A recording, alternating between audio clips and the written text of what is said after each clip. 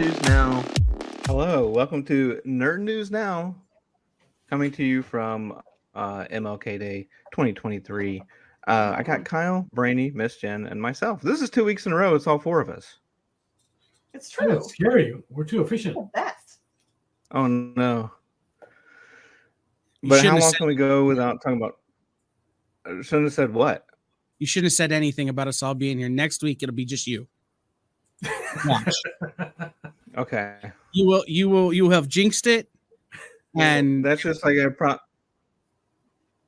Yeah. I mean, I was also going to say the word food, so that's usually a big jinx too. Well, I made a small list of topics we should discuss. Okay. First Are any of them the fact that Lunchables are smaller than they used to be? Wait, what? Lunchables are smaller than they used to be. Yeah. Topic number 3. What? Topic 1 is pizza. Topic 2 sandwiches. Number 3, the size of Lunchables, and going with that, size of Big Macs at McDonald's. Topic number 4, Emily. Okay, good. Topic number 5. Hey, why do you find that funny? Emily's got to be in this. That's why it's funny.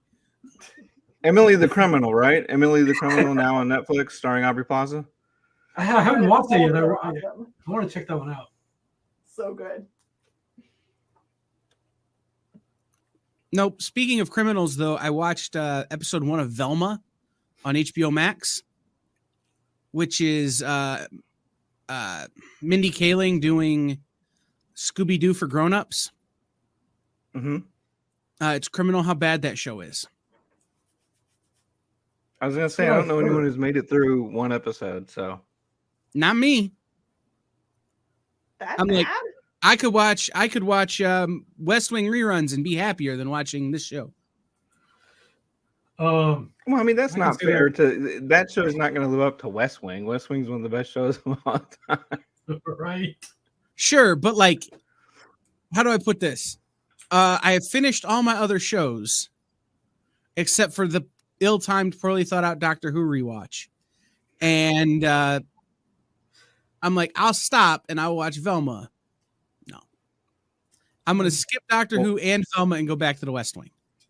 When you said, speaking of criminal, I thought you were going to put Hormel or whomever on trial for making smaller Lunchables, but yeah.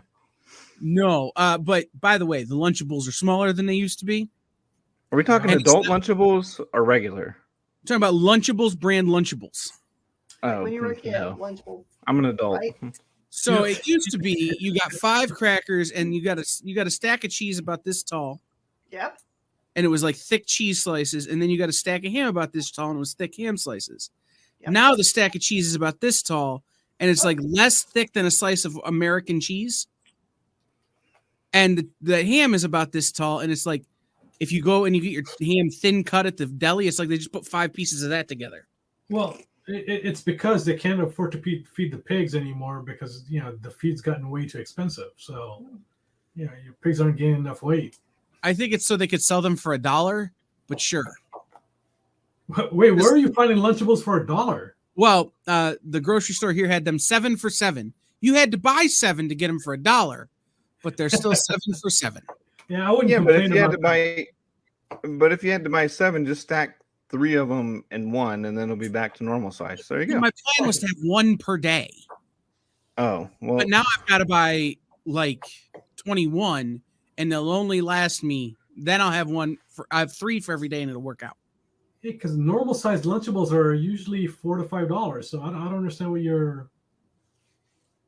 Yeah. No, and these ones don't come with like a cookie or a drink.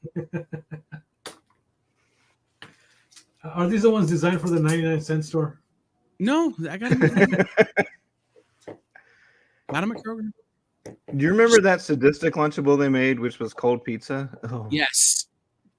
with just the worst. Like, why would you ever do that to someone? Or I don't nacho understand cheese, that. or nachos Lunchables, where it's just Yeah, or really the tiny taco. little tortilla chips, and the cheese would congeal into a brick, so you couldn't dip it in there, so you had to eat the salsa. Yeah. Miss Jen's like, this show has gone off the rails. I'm just gonna be over here working I feel okay about it because normally I'm starving, right? My guts are like, I hate everybody in this room so much right now. But I went to Chili's for like, I don't know, what is 2:00? It's not lunch, Hobbit lunch, I guess. And I get there like $10, like all you can eat chips and salad and soup. I'm quite satiated. Thanks, Chili's.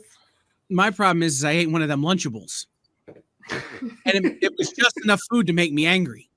Are the crackers the same thickness? So now that there's not enough perfect ratio between crackers and cheese and meat?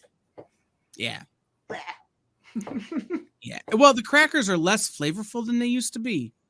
So it's like they went to knockoff Ritz. Like it used to be like Ritz crackers. Yeah. Now it's like knockoff Ritz. Yeah, it's weird. I don't know if were doomed from the start. They were doomed from the start because the whole concept is that you have to eat raw cheese, which is disgusting. Well, raw cheese? Wait, what? Wait, yeah. What? Yeah, like cold raw cheese. Like you pry it apart and it's cold and disgusting and not melted everywhere. Gross. Like, why would you ever do that to yourself? Mark, There's you a ever eat reason why it's called the grilled cheese sandwich, not the raw cheese sandwich. Yeah, but you ever eat a lunch meat sandwich with cheese, or a club sandwich, or really any kind of sandwich? As long as it's toasted. Grilled cheese. As long as it's toasted or most of the cheese consumed in the cheese consuming world is raw. No, disgusting. Technically, raw cheese would be milk. No, I like milk, fine, but I don't want milk. I don't pour milk in a sandwich. That's free cheese, Brady. Wait, you've never dipped your sandwich in milk? No. The only kind of sandwich that's appropriate to dip in milk is peanut butter and jelly. And Oreo. Okay, Oreo, yes. Oreo sandwiches. One time I got tricked into dipping a grilled cheese into tomato juice or V8. They said, oh, this is a thing. And then I was like, tomato soup cannot be a thing because that's disgusting. The only acceptable soup is wonton soup and crab bisque. Sometimes lobster bisque. And that's it. I have to do a thing. Tomato soup is a perfectly acceptable form of soup. You didn't have to pick milk up from that. Also, V8 is just gazpacho relabeled as a drink. Yeah, I'll die on that. Yeah, but it's gross. I'm not saying gazpacho's not gross. Soup should be hot, but there are more than one kind of soup, Mark, and none of them are wonton. The only raw cheese that I like is the stick kind, the mozzarella sticks. That's a good raw cheese. Mozzarella sticks are string cooked. Cheese. String cheese is raw. That's what I meant, string cheese. Did you guys ever do string cheese? So you're like trying to see how small you can get your little string cheeses, how long you can make the string cheeses last. No, I dislike string cheese. You two bites and then the next one and then the next one and then the next one and then the next one. No, otherwise it can't fill you up. Like a big chunk. You miss childhood if you don't know how to eat string cheese. Well, I told my cousin he needed to have my little nephew his kid checked, because his kid's one that'll peel the string cheese out and then he doesn't peel the individual strings. He just eats it. No. I go, you need to have that kid checked. He's a psychopath. Like, does he have 666 somewhere tattooed on his scalp? Like, is that child the Antichrist for eating string cheese like that? I mean, that's the most efficient way to eat it. How else are you going to get filled up? It's going to take like a whole pack of 10 to fill you up. But it's wrong. It is. You need to be able to play with that string cheese. Right.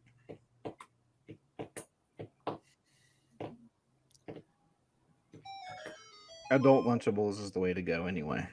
HEB has adult Lunchables here. It's called the charcuterie board. Yeah. Yeah, that. Fun fact.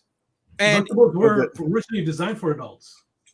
Yeah, and if you think I don't take the stuff out of the Lunchable and make little charcuterie boards with it before I eat it, you're wrong. You know what they should add? If you want to make a true, like, inexpensive charcuterie board, they just need to add to Lunchables. They need to have a little bitty thing of almonds and a little bitty thing of fig jam, and they're good. That's all you need. They have those, but it's a different thing. Huh. Like, you can get a different Lunchables. No, you can get a different thing that's got like a cheese, a nut, and a fruit. Yeah. to go with your Lunchable.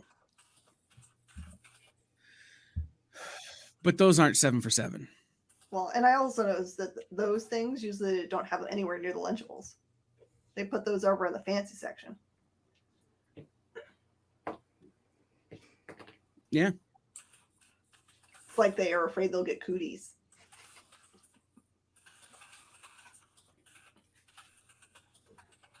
That's fair. All right. We should probably talk about stuff that's on topic and not cheese related. Because Mark and I will never I'm see just eye to super eye. hungry now. Probably not. Although, Mark, did you see? I made a post on Facebook and Hive the other day about the band The Highwaymen, Oh, okay. which was it was Chris Christopherson, Johnny Cash, Waylon Jennings, and Willie Nelson. And Chris Christopherson and Waylon Jennings had very different politics through the thing. And one of the things Chris Christopherson would do is he'd give Waylon a hard time about Waylon's politics. And one of the ways he'd do this is by talking about how much he loved France. And so there's this interview I watched where it's Chris Christopherson talking about, oh, I love France. They got, beautiful scenery and architecture and women and like a million kinds of wines, like 400 kinds of cheese. Yep. And Waylon, this whole interview, had been talking about how he didn't like France and didn't want to go to Europe and didn't like touring in Europe and all this kind of stuff. And Chris Christopherson mentions the cheese, and you see Waylon's brain start to sputter and smoke.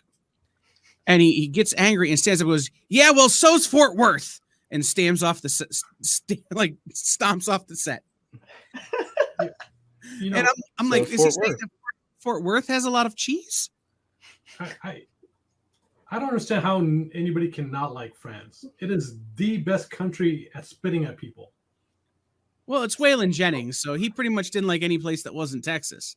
But like, it's one of those things. I'm like, I wanted to ask you guys, is there a cheese castle or something in Fort Worth? Do we know? It's like a cheese utopia. No, it's a bunch of weird smells, refinery plants, stockyards, dirt. There's a lot of dirt. There's probably 400 different types of dirt.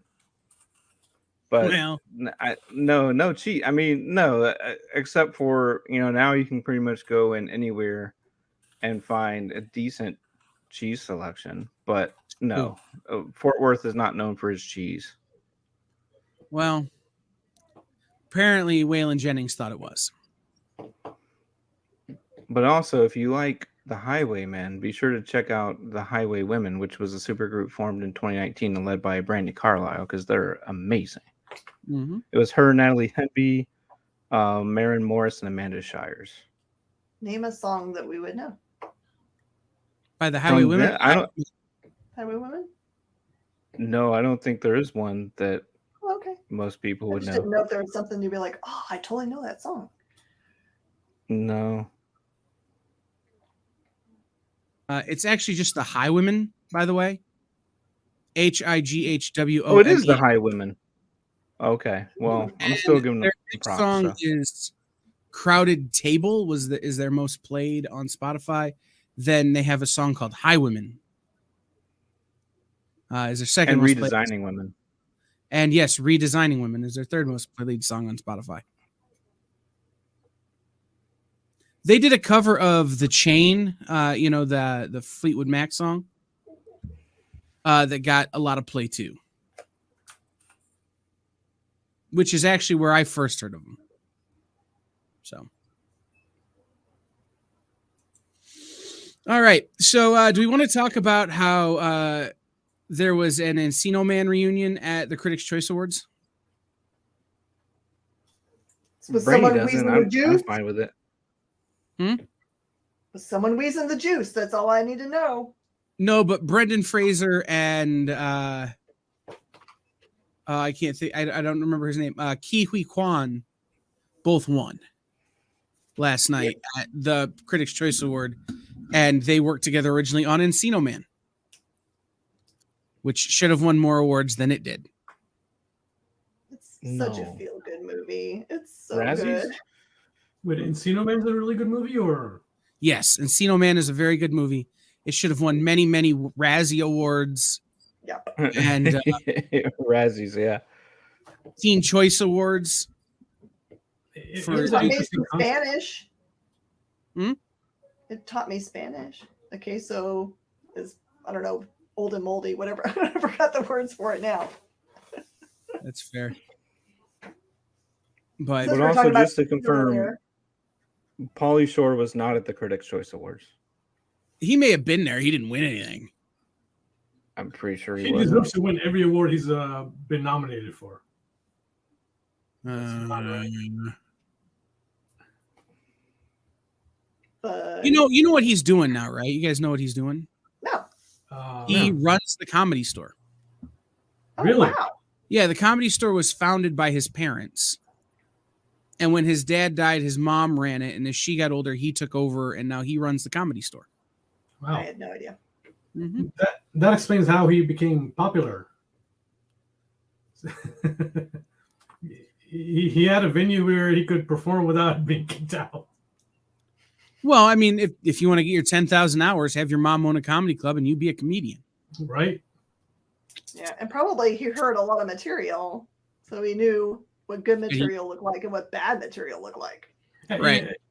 In all If- fairness, he was not that bad of an actor. No. But he was a good role player. Well, and if, like I said, if you get to see Sam Kinison every night in the 80s, you know what's going to work. Yep. And what's not going to work? Right. Oh, Man, I wish Kennison had lasted longer, man. That was a huge loss to comedy. Mhm. And we've had a lot of losses in comedy. That was even at least 10 more years, you know? Oh, it's true. He would have been on so many episodes of Married with Children had he made it 10 more years. And maybe even a couple more Ronnie Dangerfield movies. Who knows? True. It's true. So, did anybody, like we already kind of talked about, I watched Velma. Did anybody watch anything over the weekend interesting? Anybody watch anything new? I don't know how new it Yeah, The is. Last of Us. Oh, Last of Us. Okay. Is this so? Go ahead, Miss Okay, Jen, so I what were you keep gonna- hearing a lot about it. Is that like is it on its third season? Is that the one I'm thinking of?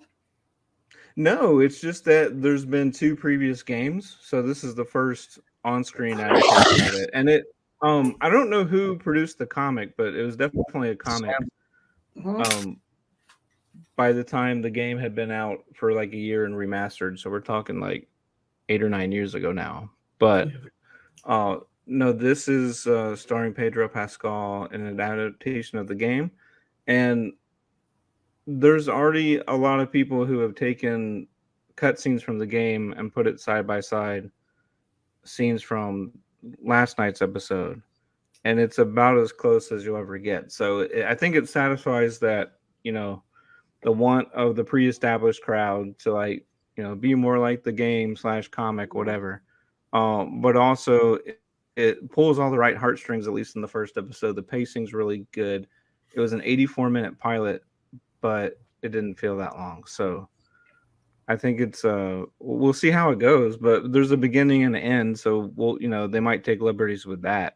If it does well, to put more legs on it, but I feel like it should be done in 3 seasons if they follow the source material. So Okay.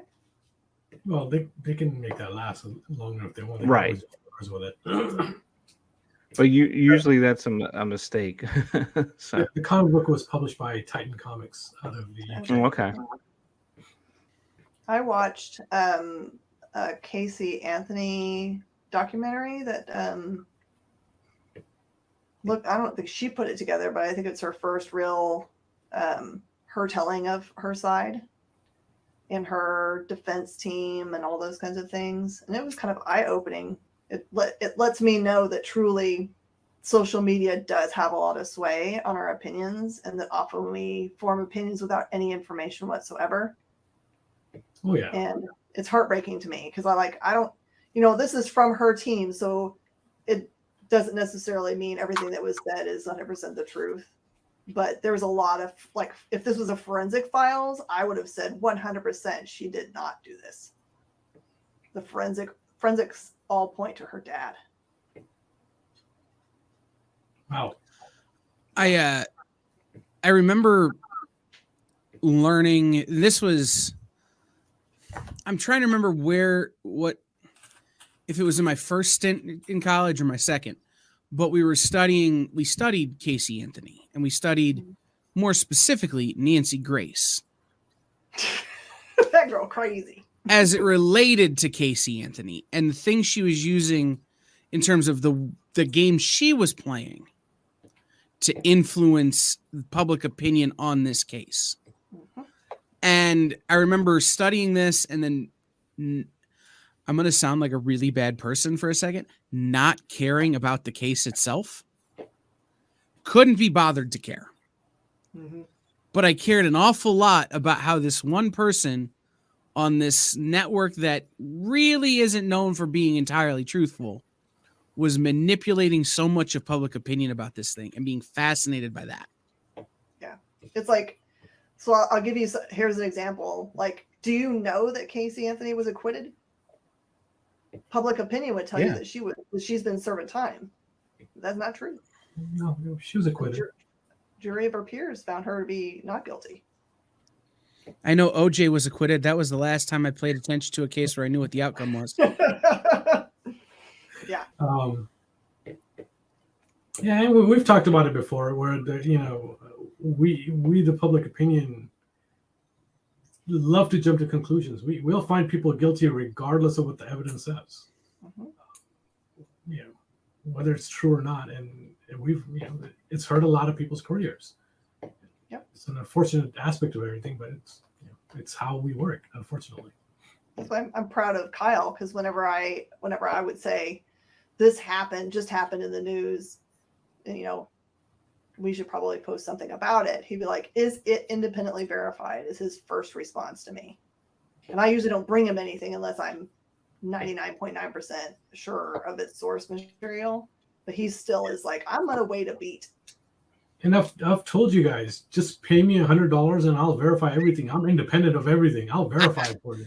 So the big example of this, and I can tell this story now, I'm confident. The Jason David Frank death.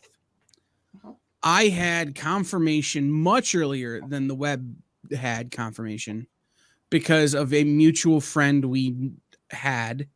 Yep. But that friend could not comment for attribution.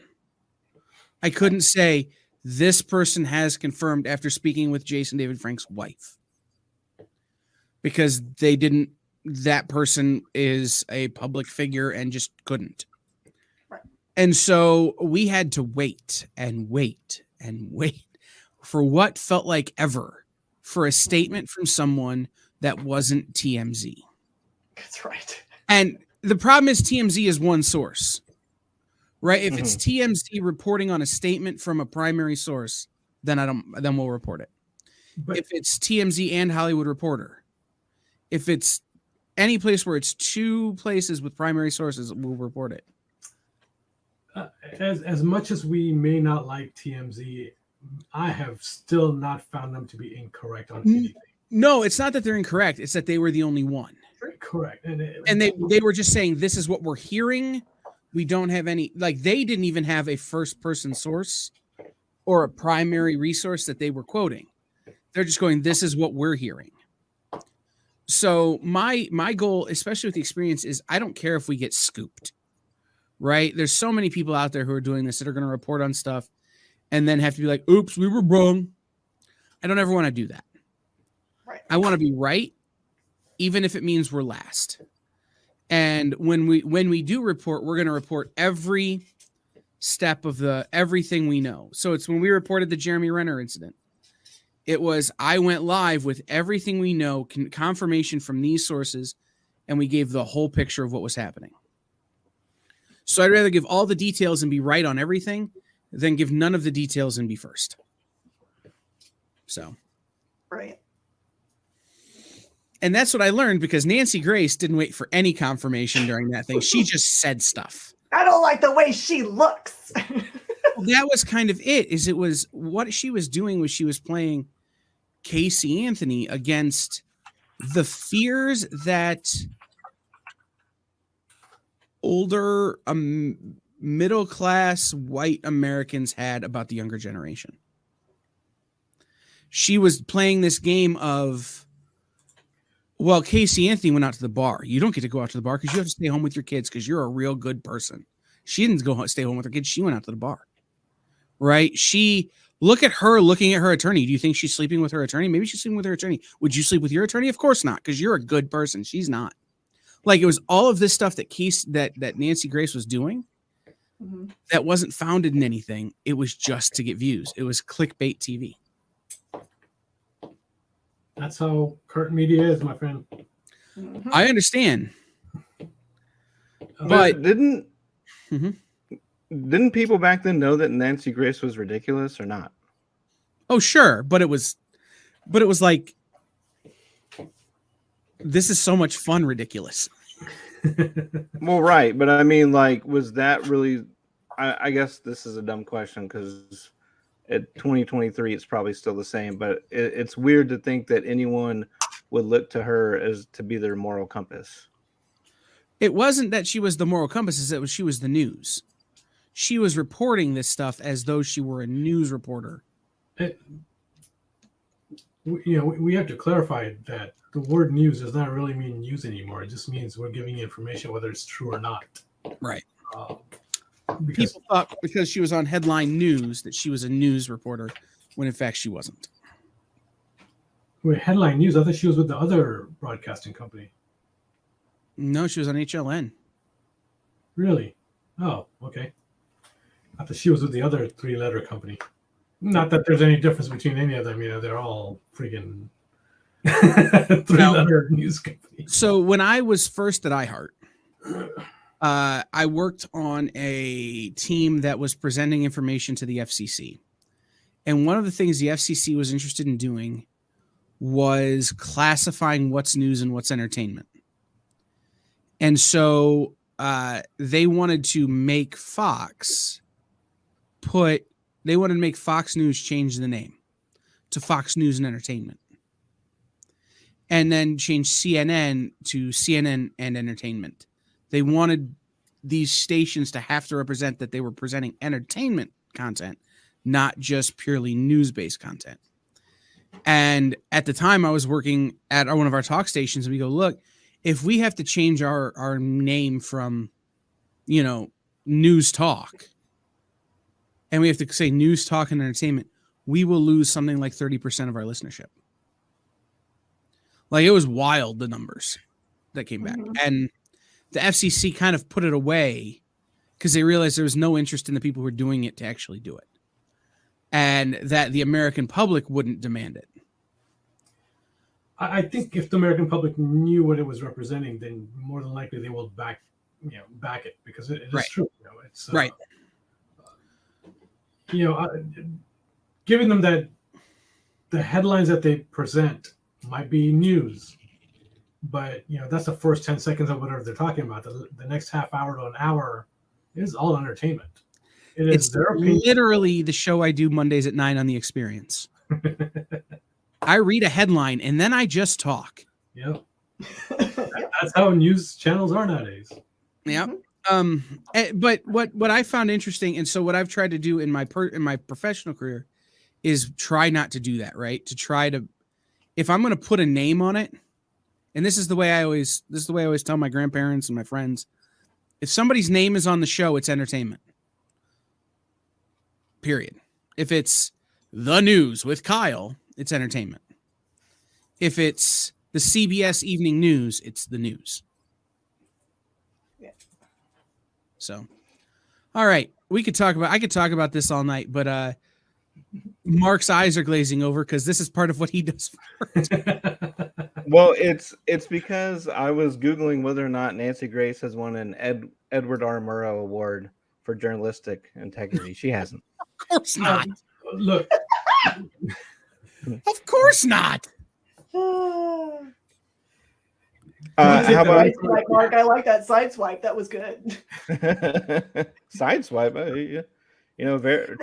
Trust and verify, or don't trust and verify, or verify and don't trust, whatever. Roy Wood from The Daily Show was on the Sherry Shepherd show, the talk show. Mm-hmm. And he goes, I figured out how to do this. He goes, how to make sure people know whether what they're watching is news or not. He goes, we need to make a law that says if they're wearing a suit, it's the news. Everybody else gets hoodies with no sleeves. Because you can't take a guy who's wearing a sleeveless hoodie seriously. If it's a news, if it's Lester Holt in a suit, it's the news. Everybody else is not allowed to wear a suit. I don't know, man. Yeah, How about Kathy Lee and Hoda? If you have a wine, right? Is that news? But see, no, because people are going to get confused because they love Pete Davidson. So you basically just described Pete Davidson. So anything I don't think anyone would believe Pete Davidson is the news. By the way, Hoda and her current co-host just celebrated a huge milestone, which is 5 years continuously as a co-female lead anchor team. Oh, awesome! Yeah, it was a big deal. It's the first time it's happened on a major network daytime show. Okay, yeah, I hate to say this, but the fact that this is actually a big deal, it kind of sounds like we're digging to the bottom of the barrel here. Why is that important? Because on a news show, you don't. This is they're one of the longest running duos. Like The View has been around longer with a panel kind of thing, but this is the first time it's two women who have led a network branded news show for this long. I commend them for their ability to do that because there's enough people out there fighting for that position. So that's a great thing. But beyond that, I don't know why it's so award winning. The four of us have been here for 2 days. Not award winning. It's just noteworthy. I think it's more. We're not handing them an award, Brainy. We're just making note. I mean, it's because since the beginning of broadcast journalism, it wasn't really. It's the same way why Barbara Walters was so revered, right? Because she was the first woman to be able to be put on that spot and be able to make an actual career out of it with the first 7-figure female broadcaster and all that, which seemed like okay, just kind of notes in passing, but it's basically one of those things where you have to have a first in order to have the continuation of growth. Agreed. Mm-hmm. Because there's two of them. Funny enough, we'll get to the end of Mark's sentence in a second. As soon as Mark started breaking up, it started raining outside. I'm like, whoa, this is weird. It's because you didn't believe. It's fine. But yes, all right. It was an important TV milestone, is all I was saying. Yeah. Speaking of important TV milestones, Legend of Vox Machina season 2 starts Friday. I've been seeing ads for it. It does look really cool. I'm very excited. Dan Wickline and I are already planning our coverage. And by planning our coverage, I mean rewatching season 1. Season 1's really good. Yeah. I need to have a sit down with Dan and make him watch Emily with you, Kyle, so you guys can actually start talking about real TV shows. No. Yes. Good. How did we really jumped our topics here, didn't we? Yeah, but that's fairly typical. I wanted to backtrack. Did anyone watch or look at the winners from the Critics' Choice Awards? I saw some TikTok videos. Okay. With speeches, but I haven't really gone through and looked at who won what. Film was Everything Everywhere All at Once. So that was my favorite. So biased in that category. But unlike the previous award show that was done by the Foreign Hollywood Press, this one they had Brendan Fraser win Best Actor for The Whale. So I'm interested to see once that movie comes out to where regular moviegoers are watching it, what the kind of sentiment they take away from that is, because it's undoubtedly a very powerful film, but some people had, preconceived notions about because he was wearing the fat suit, and now we're in that time where it's kind of questioned to why do you have to find an actor to, uh, use makeup to get the attributes of someone who already has those attributes that might, deserve a shot at acting. So that'll be an interesting thing to watch as award season heats up here. Kate Blanchett won for Tar, also embroiled in a little bit of controversy only because I can't recall there ever being a film about a female conductor before, and the first time there is, it's in a negative, light, right? So that one I'm interested in watching. As was mentioned earlier, Kehu Kwan won Best Supporting Actor for Everything Everywhere All at Once, and then Angela Bassett won Best Supporting Actress for Black Panther. Gabriel LaBelle won Best Young Actor for The Fablemans, and Best Acting Ensemble Glass Onion, which I don't think, maybe Black Panther would be deserving of that too. But Glass Onion was pretty fantastic, I thought. So, okay. As an obese human, I don't mind Brendan Fraser wearing a fat suit. Doesn't bother me. Because Brendan Fraser will admit he isn't the svelte Brendan Fraser who was in The Mummy. He's a guy who has aged, and he's different than he once was. So I don't mind him bolstering the reality of his life with makeup. It'd be the same as me playing an old person. Nobody's gonna complain that I put on old people makeup. This because you have to be an old version. I have to be an old version of me. Mm-hmm. Brendan Fraser was just playing a bigger version of Brendan Fraser. It's not like he was playing Yokozuna, the professional wrestler, and they had to put him in a much bigger suit. So it's people can back up on that one. I often worry about, the actors that like gain a bunch of weight or lose a bunch of weight for a role. I always feel like just for like people that do like really damaging sports, I just worry that it's really doing a number on their health. Yeah, and you saw that with the most telling one I remember is Dallas Buyers Club. And you had I can't remember his name now. Is it McConaughey? He was the lead, but it wasn't him who did it. Jake Gyllenhaal, maybe, who lost a ton of weight to play an AIDS patient in that movie after just coming off of a movie where he played an action hero and was ripped. Mm-hmm. Well, I'm like, that's not good. I will say this in terms of who won. Somebody's getting blown up. I'm always pulling. I will always be pulling for the Banshees of Inisherin. I liked it significantly better than I liked Everything Everywhere All at Once to Everybody. That said, I don't think they got anything wrong here. I don't think the Critics' Choice got anything necessarily wrong. Especially not in the category of Best Movie Made for Television, which went to Weird, the Al Yankovic story. And Correct. Also Dan Radcliffe won Best Actor for Limited Series or Movie Made for Television, and Harley Quinn won Best Animated Series. Right. I mean, I'm looking at things like Best Limited Series, and I watched a lot of these, and The Dropout is as good as anything else that was on offer.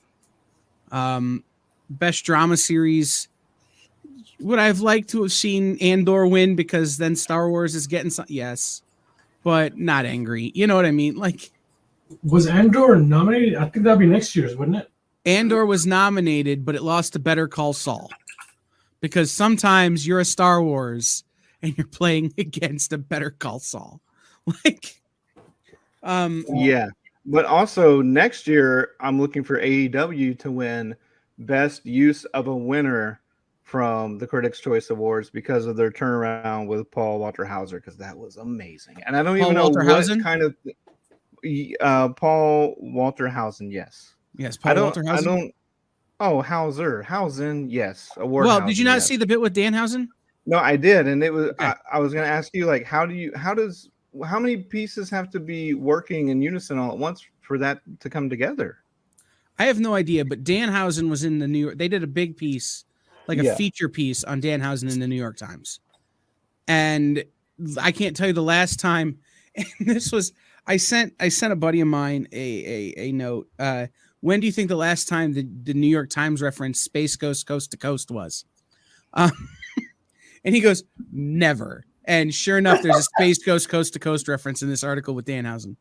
So Yeah. I like that the New York Times, a newspaper publication which couldn't spell my last name right, managed to get Danhausen correct and read a 2,000 word piece about him. So I'm happy. It's a good day for wrestling when the New York Times and other traditional media outlets are reporting on it, and it doesn't have anything to do with whether Vince McMahon could keep it in his pants. Oh man. Oh yeah, that guy's back. We're not going to talk about it, Mark. We're not going to talk about it. We'll do a separate show, just you and I talking about it. He's back for a little. Hey, also just shout out, best comedy special went to the Norm Macdonald Nothing Special, which was good. So, not my favorite special on the list, but very good. Yes. Yeah. I would say if you haven't watched Good Fortune from Fortune Feimster, you should. I haven't watched yet Rosenthal, or however you say it, the Gerard Carmichael special, who hosted the Golden Globes. So I need to watch that one. I've seen all the other ones. Yeah, I'm still scrolling through. It's good to see Weird Al get all the nominations, get all the wins. Yeah. There's a lot of stuff I need to watch. I did get my list, and I'm starting to get my screeners for the IFC Awards, for the Film Independent Awards, the Independent Spirit Awards. So I'll be able to watch a lot of these, which will be super fun for me. Hopefully I'll have time to watch them. But that's one of the cool things that, and they don't do it anymore. You used to be able to, you pay a fee every year, and you're a voter for the Film Independent Awards. And so I signed up, and I've been a voter now for a number of years. It's a super fun way to get to watch these independent movies, and then to like actually pay attention to who's doing what, and the stuff that you don't get to see because it's not in theaters, right? You have to drive an hour to an independent art house that they have one viewing a day of a movie. So.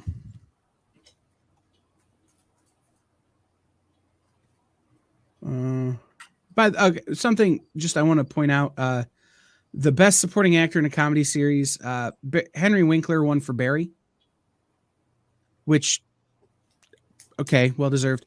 But nominated was the late Leslie Jordan for Call Me Kat. It would have been nice to see Leslie Jordan win. Yeah.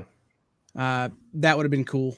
But again, I don't think he's more deserving than Henry Winkler. So. And also, Barry's not a comedy, but neither are like 8 of the shows nominated in that category. Well, I would argue that Henry Winkler's part in Barry is a comedy. Well, sure. I mean, it's an absurd, yeah. But right, it's definitely Better a dramedy. Things not a comedy. Hack's not a comedy. I don't know. There's a lot of drama in there. Mm-hmm. But it's good. I mean, that's the main thing. So. Yeah. Should we talk about books that are out this week? Sure. Oh, yeah. I'm going to look up my list of listers. Yeah, I got to pull mine up too here. Let's see. So I'm going to start with a number 2 I'm very excited for. Gru, Gods Against Gru number 2 from Dark Horse. To harken back to our earlier conversation, no comic book features more cheese dip Then Gru, Gods Against Gru. Okay. So there's something there. Was there a comic book called Cheese Man? Not that I can remember. That's something I would definitely own if it existed, though. I'm sure there was something similar. But this week, number ones, we have White Savior from Dark Horse. I'm excited to read that. I got to interview them today, and the writer also is a comedian, which we didn't get to talk about very much. But it's basically a comic that's making fun of the trope of the white savior. This is like a samurai satire. It just sounds awesome. Kyle, there's a comic book called Milk and Cheese. Yeah, but you said Cheese Man. Yeah, I'm sure there's a Cheese Man comic book somewhere. There's a Powdered Toast Man comic. Does that help? Yeah, that is true. There's also a comic Flaming called Carrot. Wafflecles. There's a comic called Wafflecles, which is a Hercules story, but the guy has a waffle for a head. Who's writing that? Oh, it's a super indie. The guy's out of the business. There's I'm also sure. a comic called Too Much Coffee Man. Yep. I swear that he's still out doing his stuff. I swear that I still see him at Comic-Con. But Wafflecles? Nope. Too much coffee, man. Why are there so many covers for Flash? Now this Anyway. sounds like my kind of thing. There's an image book called Immortal Sergeant. I don't know what the immortal has to do with anything because it's not in the pitch here. But it's like all good movies, on the eve of his retirement is always the start, right? It is an old sergeant gets pulled into a murder mystery, but has to drag his son around with him, or he'll lose the lead, and so they become an unlikely duo trying to solve this mystery. I like this one. And it's Joe Kelly, who I quite like. Yeah. Interesting. I'm surprised as how low we went on that book. Didn't have any pre-orders for it. Well, it's weird because it just has one cover, so maybe it's easy to like miss on the order form. Maybe that way. I mean, we ordered it. I can see we were getting some in. It's just low number for an image book. Huh. Interesting. I have a DC book on my pull list for the first time in probably 6 months.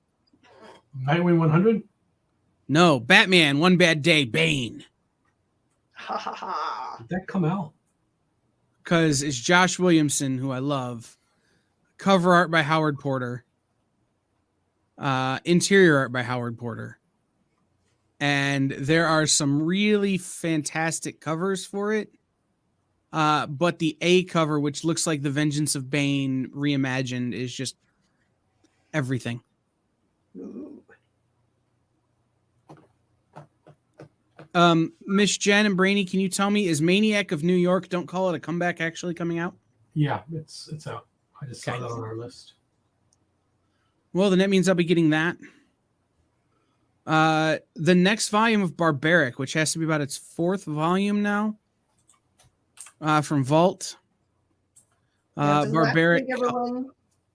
Last week or this week, everyone should have gotten their because they had offered a kind of a more bulk deal for the first 2 volumes of Barbaric. So there's a likelihood that your LCS will have the first 2 graphic novels for you to catch up. Yeah, I'm very excited for the new volume. I love that book, and Jay likes it, but Dan is not into it, so you always have to convince him to let us keep reading it for our reviews.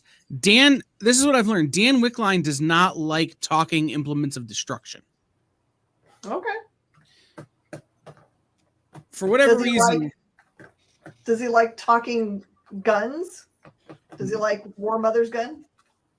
No, in fact, I think had it not been a Red Sonja book, Immortal Red Sonja with the talking chainmail shirt would have been entirely too much for him.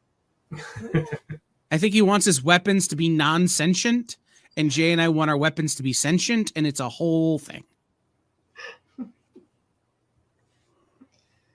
Oh my goodness. 25th anniversary release of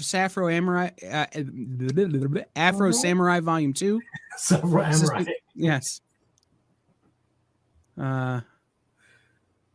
Also, from Rodney Barnes, who I'm working incredibly hard to get on the experience very, very soon.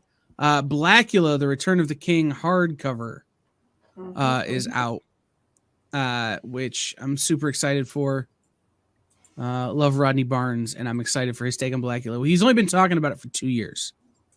Yep. So many posts.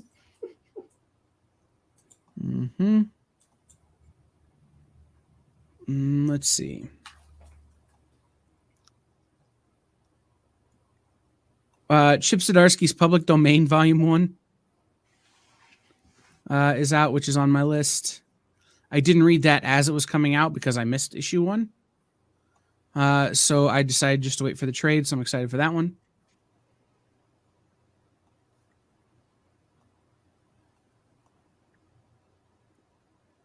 And that's it on my pull list this week. Well, that's it. That's not toys. That's all that's not toys. Yeah, I have not an insignificant amount of Funko Pops that are showing up this week because my comic shop is getting the Bob's Burgers movie Funko Pop series. So I had to have them all. I sent you a link to one of ours. I was surprised to see that.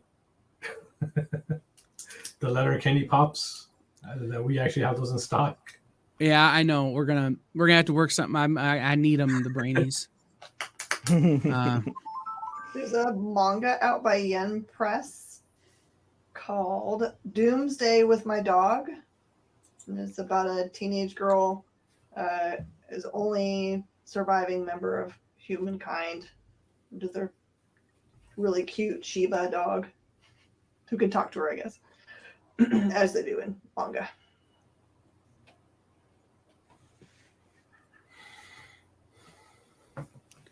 Yeah, that's one of the things that I've got that hasn't started hitting my pull list yet.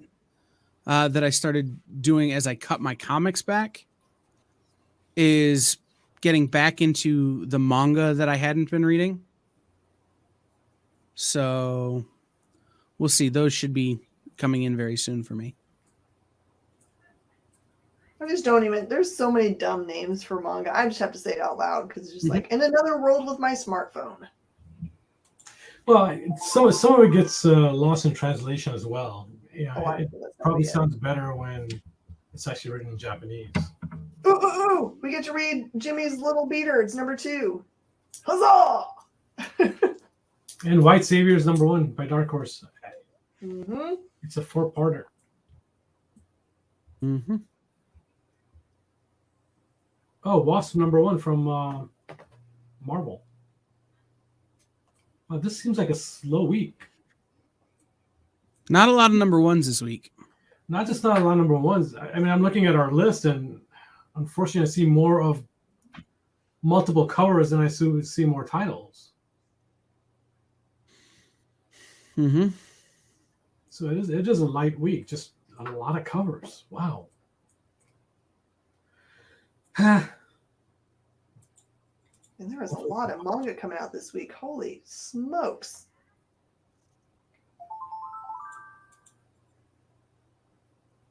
Oh, I'm excited for this. Snow White Zombie Apocalypse Zero.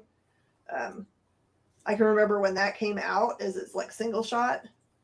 And now they're finally bringing it back because I think probably everyone was like, you must make more of this or else.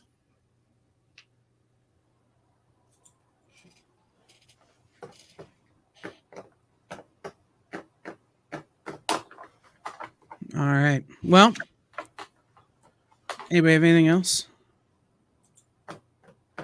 Not if we're not going to count the 20 million manga. There are many, many, many manga. So, Mark looks frozen. Mark's just preparing for his frozenness. Yeah. Right. It's like, did Mark stop breathing? Yeah, I don't think we good. got to all the food topics that Brainy had listed, so we have time. Yeah, I say we go back. We still got to discuss pizza. But what Anything about it, specific though? about pizza? So I almost took him off the air because at the beginning of Nick's show tonight, the Rex, the comic collectible show and the experience. They were talking about what they're ordering for pizza, and they're ordering it with anchovies. And my stomach did a literal flip because I also know that Nick is going to order it extra well done. It's going to smell great. Right. Like, and that was the problem, is that the smell is the part that has me nervous. Yeah, I I can't, feel like we need a Nick's veggie sandwich. I'm working on a Nikki B's Garden State Deli t-shirt, now featuring 100% less animal protein. So Makes sense. yeah. All right. Mark, do you have anything else? No, I've never had sardines on a pizza, so that's a foreign idea to me. It's probably for the best. You shouldn't put fish sounds on like pizza. it. Yeah. A little bit of time, my dad liked sardines on crackers and would have them all the time and share them with me. But it was the sardines and mustard. Yeah, I think it's different. Like the problem is pizza, that it's on pizza. Yeah, that's one topic I can't fathom. I'll take artichokes on pizza. They're actually good, by the way. Artichoke on pizza is really good. It's like pineapple shouldn't be on pizza. Yeah, pineapple should. Artichoke shouldn't be on pizza. Artichoke is actually good on Anchovy shouldn't be on pizza. Avocado shouldn't be on pizza. Haven't Now tried you're avocado. going to say that taco meat shouldn't be on a pizza, and then I have to stop listening to you. Technically, taco meat is on pizza. Taco seasoning. We gotta try that. Yeah, I've not tried that. I can't make a definitive determination. I have my initial thoughts, but I'm going to tell you, Kyle, what I told my kids the whole time they're growing up. I don't care if you don't like a thing, but you can't say you don't like a thing until you try a thing. that's what I'm saying. Is like, I have my initial thoughts, but until I try it, I cannot make a determination. Barbecue season starts Saturday. So next week we'll have a how did I do at my first barbecue competition update. What is your And- team name? We're barbecue. That's what we've always been. It's, Barbecue. Cute. it's my dad's name. So last Barbecue year, the competition we're going to this week, in the 24 hours before it happened, it dropped 6 inches of snow and was -14. No thanks. This year it's supposed to be sunny and in the 40s. Perfect. So thank you, global warming. So I'm excited for that. Much better for an outside venue kind of thing. Yeah, it's way too cold here. I may have to move down to where you live, Kyle. Yeah, but then like tomorrow it's supposed to be 20 here, so it'd be good. California is not supposed to be this cold. We Or get wet. 60-degree swings. Brainy's just like, it's cold, it's 40. And we'll be like, it's going to be 40 tomorrow. Today it's -50. Like, it's just the way it works here. Today was humid and rainy. Yeah, well, we had to turn our thermostat down to 69 because they want us to conserve more natural gas. So, And you couldn't pick a funnier temperature. Thanks for taking it there, Kyle. Dude, I set every hotel room thermostat I'm ever in at that number just because that the housekeeping has to come in and set it back. And they're like, really? This guy? Really? You should put a post-it there with a smiley face. So that Be like, Smiley face. Yep. All right. Well, I know Miss Jen's got to get out of there so they can get ready for her show. Mhm. And we're up against time. So, Mark, do you want to say the thing or shall I? Go for it. You say the thing. Thank you for watching Nerd News Now, part of the Kingdom of Geekdom on Woodlands Online, sponsored by The Adventure Begins Comics and Games and Space Cadets Collection. Check out other shows on Woodlands Online, like Weekly Followed Sports Talk, The Adventure Begins Show, For Reals, The Best You, Between the Trees Business Talk, and much more. You can watch these on Woodlands Online and on our partner station KVQT HD21 over the air on your TV. All these shows and more on Roku right now. Just search and add Woodlands Online TV to your streaming lineup. Now you can listen to our podcast show on Spotify, iTunes, iHeartRadio, Stitcher, Google Podcasts, and Amazon. So for Mark and Brainy and Miss Jen, I've been Kyle, and Mark forgot to freeze. This has been Nerd News Now.